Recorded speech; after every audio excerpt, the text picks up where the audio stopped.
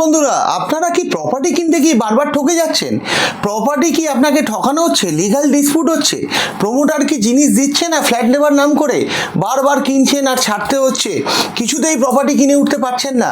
ভালো করে দেখুন তো, আপনার নিউমোলজিক্যাল চার্টে 111 নেই তো? 3টে 1 যদি থাকে এবং আপনার যদি বেসিক বা ডেস্টিনি নাম্বার 1 না হয়, তাহলে কিন্তু প্রপার্টি কিনতে গেলেই ঝামেলা হবে। শুধু তাই নয়, এই 111 যদি থাকে তাহলে আপনাকে সোসাইটিতে ইগো প্রবলেমের জন্যে মিসআন্ডারস্টুড করে লোকে আপনার নামে ফলস বদনামও দিতে পারে।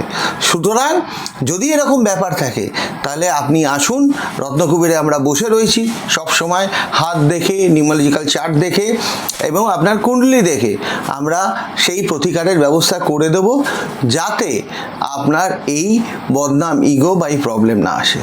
ভালো থাকবেন, সুস্থ থাকবেন, নমস্কার।